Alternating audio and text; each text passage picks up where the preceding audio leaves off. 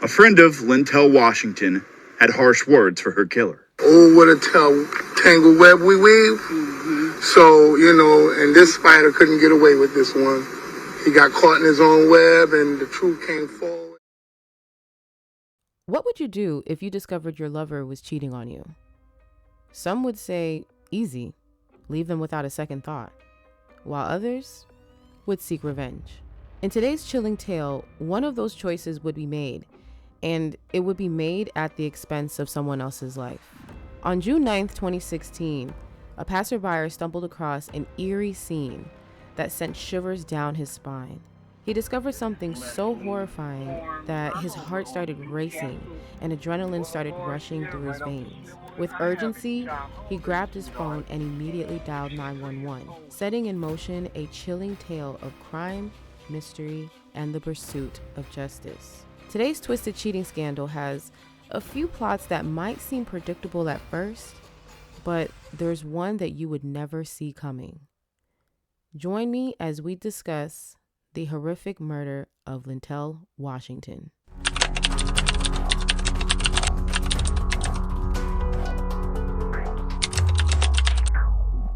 Today we're traveling to Baton Rouge, Louisiana, known for its warm weather and welcoming locals. This city offers a delightful array of experiences for both visitors and residents alike. It goes without saying, missing out on some of the country's most mouth-watering Creole cuisines would be a tragedy in itself.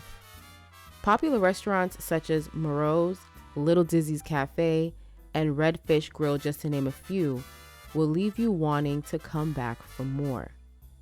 But we all know the unspoken rule. If you want the best food in town, you have to ask the locals. And Lyntell Washington would soon be one of them. Lyntell Washington, who was a single mother, had just moved to Baton Rouge Parish on an opportunity to advance in her career. Right before moving to Baton Rouge, Lyntell was voted as Teacher of the Year at her previous school. In order to receive such an award, you had to be recognized by not only your peers, but your students as well. So to be nominated and actually receive this honorary role says a lot about the type of person Lyntell was. Lyntell was now an instructional specialist at the school Brookstown Middle Magnet. She quickly made friends among fellow teachers, and she also caught the eye of one particular faculty member, Robert J. Marks. Robert was described as a whimsical, smooth-talking man, and any woman who encountered him was sure to leave with a smile on their face. In addition to being an assistant principal and a charismatic man, he was one more thing. He was also a husband, an unsatisfied husband according to him. So when he crossed paths with Lyntell, he knew he had to shoot his shot. However, because he was currently going through a divorce with his wife, he did not want the relationship between him and Lyntell to be made public, at least not at the school, until the proceedings of the divorce were finalized. According to Robert, although he was going through a divorce, him and his wife still lived in the same home. So she would remain upstairs taking over the master bedroom, and he would occupy the bottom half of the house. So essentially the dynamic changed from husband and wife to just roommates. With all of this information presented to Lyntell, she made the executive decision to embark on a secret relationship with Robert. Lyntell was so excited about her newfound love that she confided in her best friend and swore her to secrecy. But her relationship was not that much of a secret because her best friend was not the only person aware of the couple's union. Lyntell basically told everyone she knew, from her best friend to her family. She even started bringing Robert around her daughter. And not too long into their relationship, Lyntell found out she was pregnant with Robert's baby. Lyntell felt like she was on cloud 9. New city, new job, new man, growing family, and a new chapter of her love story. However, this story had an ending she didn't see coming. Somewhere along the way of her pregnancy, Lyntell found out that Robert was still married to his wife. Feeling exceedingly frustrated and misled, she confronted Robert and asked him when he was leaving her and if he was going to acknowledge her and their daughter that they were having together. She had to ask these questions because once she informed him of their pregnancy, he went from being this warm, caring, charismatic individual to being cold and distant towards her. In response to her questions, Robert confessed that the divorce did not go through because there never was one. In fact, he never intended on divorcing his wife, and that the whole divorce story was just that, a story. This infuriated Lyntell, as she had been conned into believing that this was going to be her forever person. A week before she went missing, she told another friend, Jamisha Pink Fisher, that she was going to come completely clean. She made plans to inform Robert's wife about the affair if he didn't do it himself. At this point, she was 7 months pregnant and things were very intense between the two of them. Not only was Robert not getting a divorce from his wife, who had no idea any of this was happening, but at the time she was demanding these questions to be answered, Robert was actually on a cruise with said wife. So as you could imagine, Lyntell was furious with all the information being dumped on her. She sent a series of scathing text messages to Robert, and she was not going to let up until she had answers. So after some back and forth messages, Robert agreed to meet up with her at a Walmart parking lot on the night of June 8th, 2016, to discuss what the future was looking like for the two of them.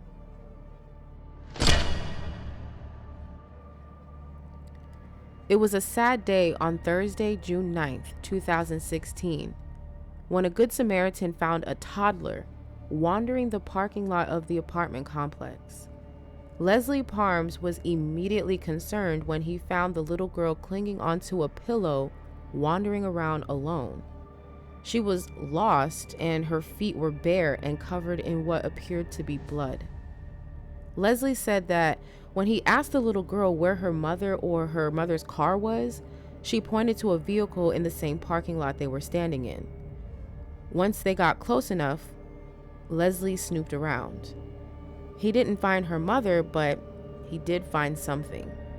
He found blood, and a lot more of it. He stated, quote, "You just look around at the blood pool and I knew something really bad happened to someone and it wasn't going to be good at all." End quote. So with more questions than answers, Leslie did not hesitate and dialed 911. Thankfully, Leslie was able to calm the little girl down until the police arrived. The police call was later admitted to court as evidence. When the little girl was calm enough, she told the investigators that she and her mother were with a Mr. Robbie. The 3-year-old that Leslie discovered was Lyntell's daughter from a previous relationship. She claimed that she heard a loud noise and then saw Mr. Robbie cleaning up blood. They found Lyntell's car not too far away from the apartment, covered in blood. She had been abandoned in the car for who knows how long, scared, hungry, and covered in her mother's blood until she was discovered by Leslie. The investigators made the connection that Mr. Robbie was in fact Robert J. Marks. They went to confront him and he admitted that he was in a secret relationship with Lyntell. He even admitted that she was carrying his child. He said that the night before her daughter was found, they all spent time together and then he left them. He adamantly claimed that he had nothing to do with her disappearance nor her death. But what's interesting is that he mentioned her death when at this point, Lyntell was only considered missing. With that said, although she was definitely missing, there were no clues as to where she could have gone, voluntarily or otherwise.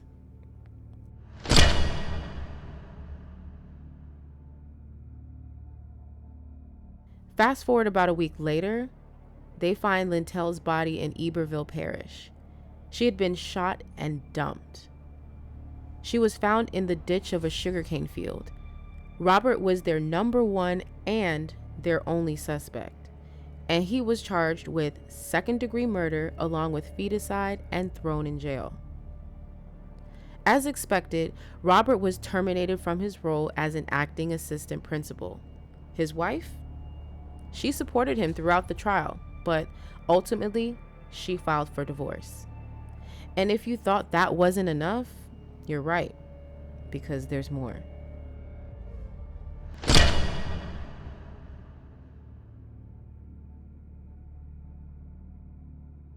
So, in cases like this, there are typically a lot of moving parts and a lot of people involved.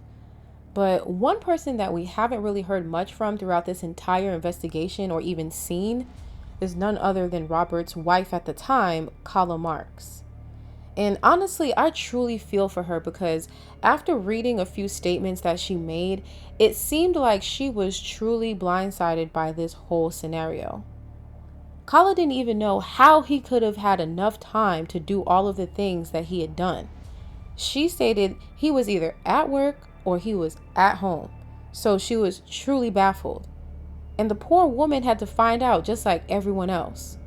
She pulled up to her house because she wanted to go home for lunch and she saw sirens everywhere. Naturally, she's thinking, oh my goodness, did something happen to the house? Did something happen to the kids or Robert? And then next thing you know, he's being hauled off on murder charges.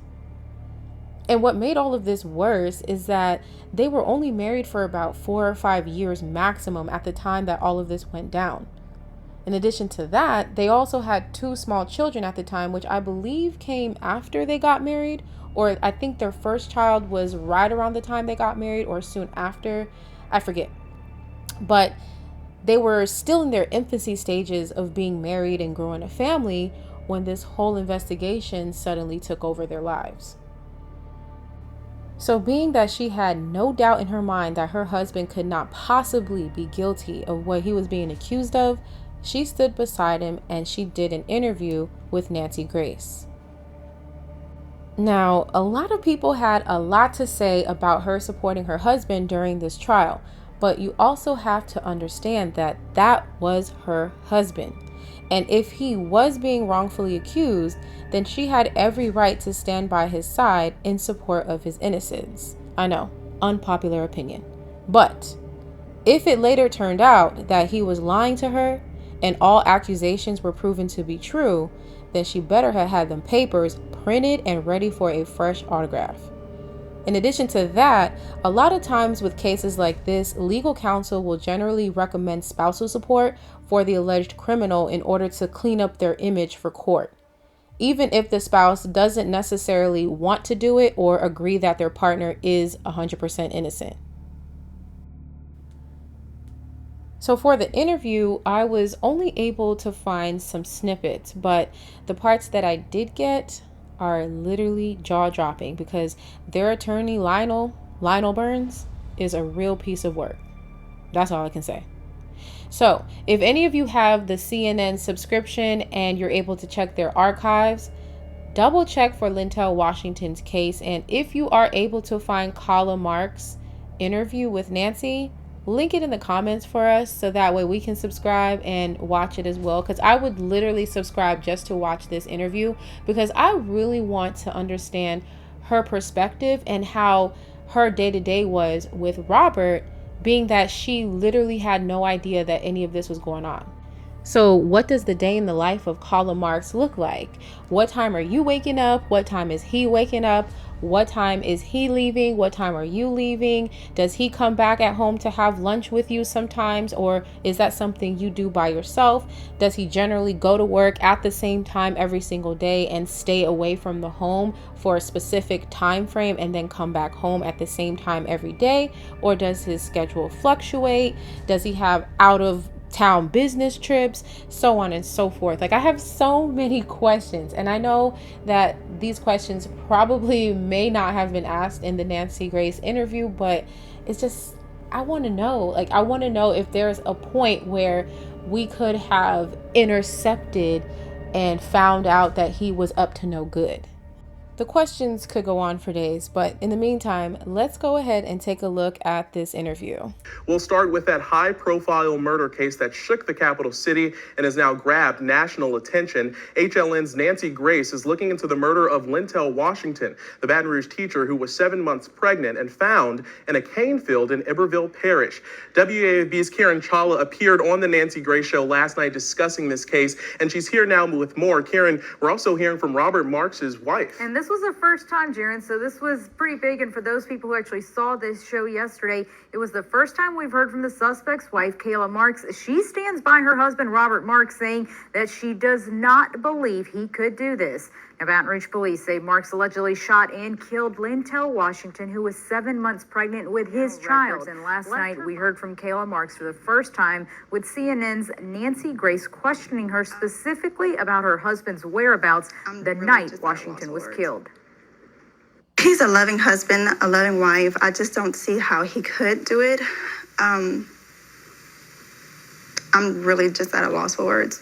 The night that Miss Washington was murdered, where was your husband? He left to go watch the basketball game with a friend. What friend was that? Did you know the friend? I did not. Did he give you a friend's name? She doesn't know the friend, Nancy. Thank you, but I don't believe you or her, so could you let her answer? If she doesn't know the name. My client's wife, I've gone through this story with her many, many times, and she does not know the person. Did he give her a name? Please answer your next question. So I guess that means you're not going to let her answer whether he gave her a name or not. That's fine with me, because she can be asked that on the stand. With all due respect. Okay, I'll move to my next question. She doesn't want to be bad. You don't want to answer that. Did he come home that night, ma'am? Yes, he did. Now you can see that did get a little bit fiery between that lawyer, Lionel Burns. They're actually going to have a part 2 tonight. That's going to air at 7 o'clock with Nancy Grayson on CNN Headline News. So you can tune in and watch the second part of that. Jaron? Thanks, Karen. Child, the ghetto. I told y'all he was a real piece of work. It's interesting how the professional was more unprofessional than the client, but it's just funny how he kept saying she doesn't know who the friend was, but that's not what she asked. What she asked was, is a name available? Was a name given? You can still not know who a friend is and still be given a name. So in any case, I don't know if he was just not understanding her question or playing dumb or a combination of the two, but he was getting very flustered. And then on top of that, he's telling her to answer the next question. It's ask the next question so she can answer it. But yeah, like I said, that alone made me want to watch the entire interview, because I could only imagine how many times defense attorney Lionel Burns lost his cool.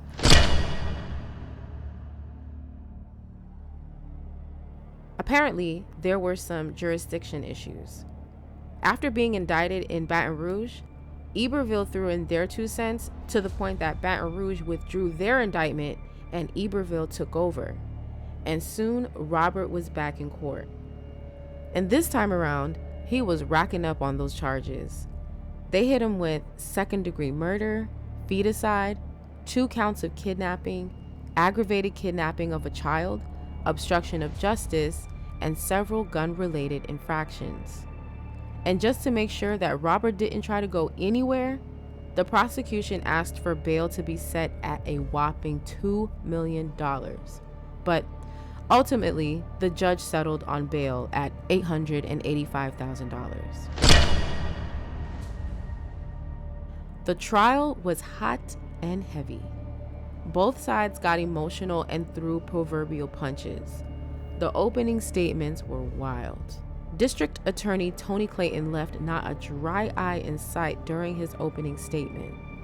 He told the jurors all of the details of how Lyntell's 3-year-old daughter had been found wandering the streets alone, covered in her own mother's blood, barefoot. He shared details regarding the death of their unborn daughter that they were expecting. And the straw that broke the camel's back were all of the photos regarding the case. From the crime scene in the car to Lyntell's body discarded like trash in a ditch, jurors got to see all of that raw footage and evidence. And just to add insult to injury, the prosecution had several people take the stand to testify against Robert, including Lyntell's twin sister Lyntell, the Good Samaritan Leslie Parms, and of course, their star witness, her 3-year-old daughter. As a juror, would you have been able to handle seeing a 3-year-old discuss the details of watching her mother get murdered by her boyfriend? That is something I couldn't even fathom. Comment down below how you think you'd react. And subscribe to the channel too while you're down there if you haven't already. District Attorney Tony Clayton demanded ice-cold justice. He wanted justice to be served as cold as the murderer's heart. Defense Attorney Burns demanded hard evidence connecting his client Robert to the crimes. He claimed everything they had was circumstantial and none of it could be definitively linked to his client. He questioned where the eyewitnesses were and where the murder weapon was. And if it was connected, how come they didn't have the murder weapon? How come they haven't found the weapon? He wanted hard evidence, and that is exactly what he got. Sometimes you have to be careful with what you ask for because it will be delivered to you piping hot on a silver platter. The first witness to take the stand was none other than the Good Samaritan Leslie Parms, who found Lyntell's daughter abandoned and called the police. The recording of the 911 call was played in court and everyone could hear her daughter in the background. And throughout the call, she repeatedly said, "Mr. Robbie did this and my mommy went to sleep." Robert's alibi had holes the size of Texas. He stated he was nowhere near the area where Lyntell was found, but Robert forgot about this one little thing called technology because both of their phones' GPSs proved that he was lying and that he was in fact with her at the time of her murder. Lyntell's daughter was called to the stand next. She was their biggest lead against Robert. And I must say it's quite impressive for a 3-year-old to be able to recount the events of that day leading up to her being found by Leslie. She stated they were all together in the car, her mother, and Robert, when she heard a loud bang. Then Mr. Robbie started cleaning up and told her that mommy was going to sleep, in which he carried Lyntell out of the vehicle. She was also shown a photo of herself, her mother, and Robert and asked to identify each person. The defense followed up with very basic questions pertaining to her interests. He said that putting her up on the stand was just to make sure that the other evidence would be admissible in court. And to further prove that Mr. Robbie was in fact Robert, Lyntell's daughter as well as her best friend were called to the stand to testify. And in addition to that, Ms. Fisher, who was also another assistant principal at the magnet school, confirmed that Mr. Robbie was the nickname that Lyntell advised her daughter to address him as when he was around. So, as you could imagine, with all of this evidence and witnesses stacked up against Robert, you would think that this is the end. But there's more.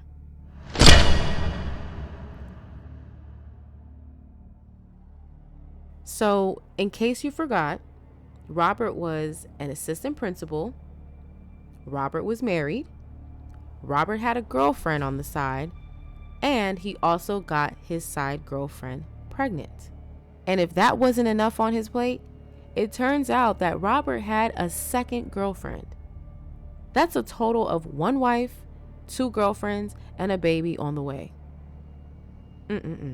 Child, hell is hot. That's all I can say. Hell is hot. So even if Robert went forward with divorcing his wife, Lyntell still would have been dealing with the same problem. Just a different woman. A woman that she didn't even know was a part of the equation. This whole situation is truly ghetto.